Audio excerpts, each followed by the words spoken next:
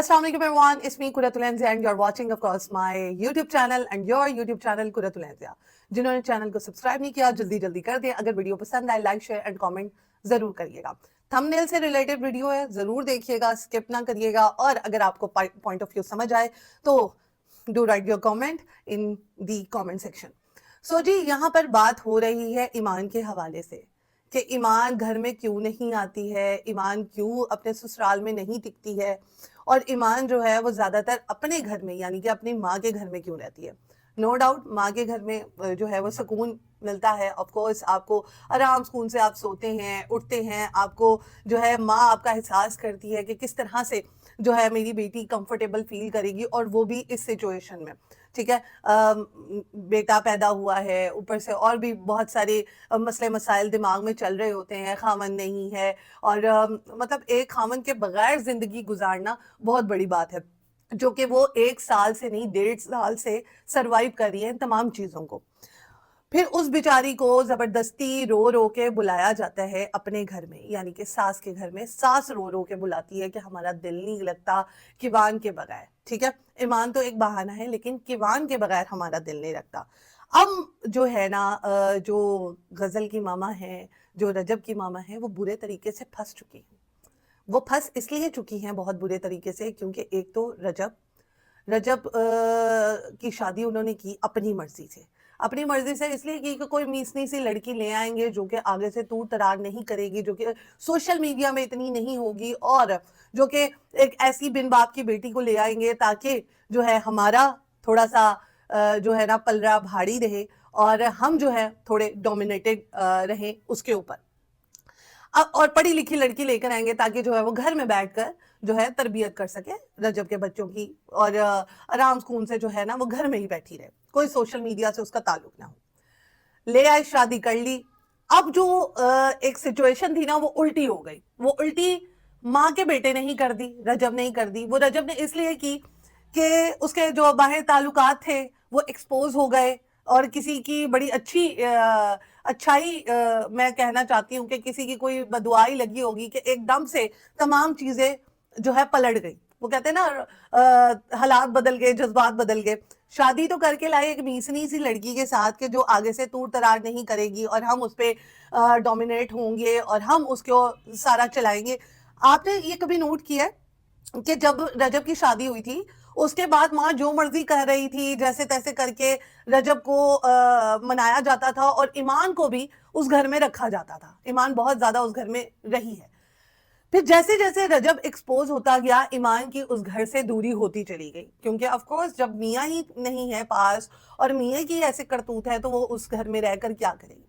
अब उस घर में रहता है सलमान. ठीक है, अब आप कह रहे होंगे मैं सलमान के पीछे पड़ गई. उस घर में वो शख्स रहता है जो कि लड़कियों की इज्जत लूट चुका है, उनसे जो है शादी के झूठे वादे करते हुए, उनसे शादी की झूठी कसमें खाते हुए, माँ की माँ मर जाए मेरी कि मैं उनकी कसम खा रहा हूँ मैं तुमसे शादी करूंगा, और उसके बाद जो है उस बंदी से भी शादी नहीं की. वो बंदा वहां पर रह रहा है. ठीक है, एक ऐसा बंदा जो जिसको लड़कियों का बायोडाटा पता है, जो लड़कियों को जो है मतलब गुनाह कर चुका है, जना कर चुका है, उसको उन्होंने अपने घर में पनाह दी हुई है. दिन रात वो वहां पर वीडियोस वगैरह बनाता है. तो ईमान किस तरह से आंखें बंद कर कर उस घर में रहे. अब ईमान ने अपने बेटे की परवरिश करनी है. बेटियों की तो परवरिश होती है ना कि बेटियां आराम सुकून से जहां कहो तो वहां पर बैठ जाती हैं, जैसे कहो वहां पर जो है बेटियां बड़ी नाजुक सी होती हैं, वो बड़ी समझदार भी होती हैं. यहाँ पर आते हैं बेटे की परवरिश, कि बेटे की परवरिश किस में है. उनके घर के तो सारे बेटे ही जो है वो आप समझ लें कि एक से बढ़कर एक है. दूसरी लड़कियों के पास जाते हैं, सोते हैं, अल्लाह माफी दे जना करते हैं, और उसके बाद जो है उनको इस तरह से क्लियर क्रिस्टल कर दिया जाता है, इस तरह से उनको उनके गुनाहों को दूध में से मक्खी की तरह बाहर फेंक दिया जाता है कि उन्होंने कुछ किया ही नहीं है.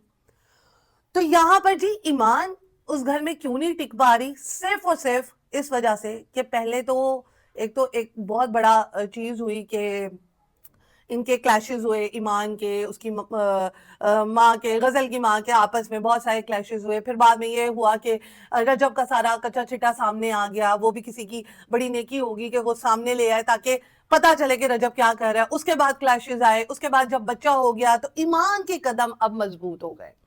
ایمان اب جیسے چاہتی ہے ویسے وہ کرتی ہے. اب آپ نے کل کی ویڈیو میں دیکھ لیا ہوگا، ایمان اپنے بچے کو ادھر سے ادھر نہیں ہونے دے رہی. اس کی پرورش بہت اچھے طریقے سے کر رہی ہے. جبکہ غزل کو یہ نہیں پتا اس کی بیٹی کس کے ہاتھ میں ہے. غزل کو یہ نہیں پتا اس کی بیٹی کیا کر رہی ہے، کیا نہیں کر رہی. میں تو یہاں پہ جواد کے حوالے سے بہت زیادہ پریشان ہوں کہ جواد صاحب، میں آپ کی بہت زیادہ رسپیکٹ کرتی ہوں، لیکن کائنڈلی آپ اپنی بچی کا دیکھیں کہ وہ کس کے ہاتھوں میں. ایک تو وہ گھر ویسا، وہاں پر رہنے والے جو مرد ہیں ان کو یہ نہیں پتا کہ لڑکیوں کی رسپیکٹ کیا ہوتی ہے. وہاں کے جو رہنے والی مائیں ہیں ان کو یہ نہیں پتا کہ ایک لڑکی کی عزت لوٹنا کیا ہوتی ہے. تو آج کل تو 2-3 ماہ کے بچے کی عزت لوٹی جا رہی ہے. آپ کو پاکستان کے حالات کا نہیں پتا اور آپ بڑے آنکھیں بند کر کے اپنی بیگم کو ادھر بھیج رہے ہیں، اپنی بچی کو ادھر بھیج رہے ہیں.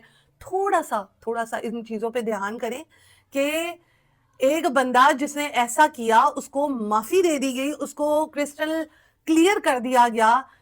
It's not about Rajab, it's not about Rajab کی ماں، it's not about Ghazal, it's about society.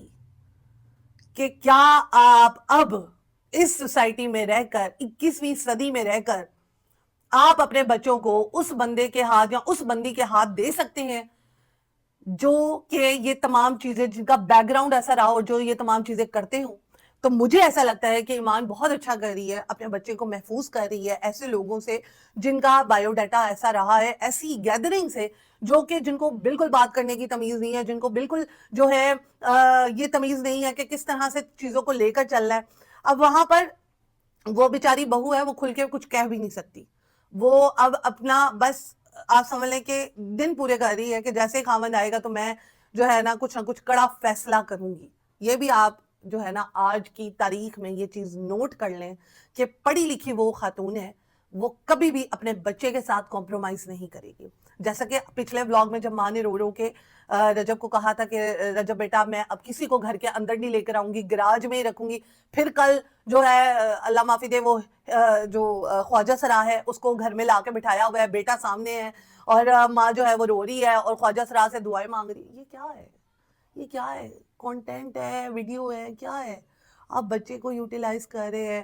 آپ جب آپ کے اوپر اتنی زیادہ مصیبتیں ہیں، جب آپ کی بہو کہہ رہی ہے کہ یہ تمام چیزیں نہیں کرنی ہے، میں اپنے بچے کی پرورش اچھا کرنا چاہتی ہوں. آپ نے اپنے بیٹے کی پرورش اچھی کر لی ماں جی، تو اب آپ اپنے بہو کو اس کے بچے کی پرورش اچھی کرنے دیں.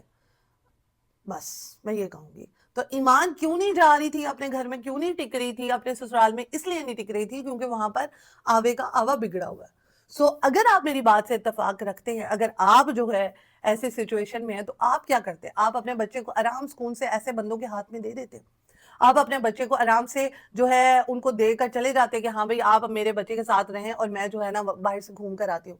تو ایمان کل گھر میں گیدرنگ تھی اور ایمان جو ہے وہ ٹس سے مس نہیں ہوئی، کیک کٹ گیا، سب کچھ ہو گیا، ایمان نہیں آئی. ہاں جب اینڈ میں ایمان جو ہے بچے کو جو ہے وہ تھوڑا سا چھوڑ کر تو وہ ان کو مبارکباد دینے کے لیے آئی ہے کیونکہ وہ بچے کے ساتھ کمپرومائز نہیں کر سکتی. جیسے غزل کر رہی ہے نا اپنے بچے کے ساتھ کمپرومائز، ایمان نہیں کر سکتی. ایمان بہت اچھی ماں ہے اور بہت اچھی ایز اے ماں تربیت کر رہی ہے اپنے بچے کی. جی بیٹے کم ہیئر. سو جی یہاں پہ کرتے ہیں بلاگ کا دیا. میری بچی مجھے بلا رہی ہے اور میری بچی مجھے بلا رہی ہے. انشاءاللہ نیکسٹ بلاگ میں ملیں گے. Do like, do comment and do share my YouTube channel Qurat ul Ain سے. اللہ حافظ.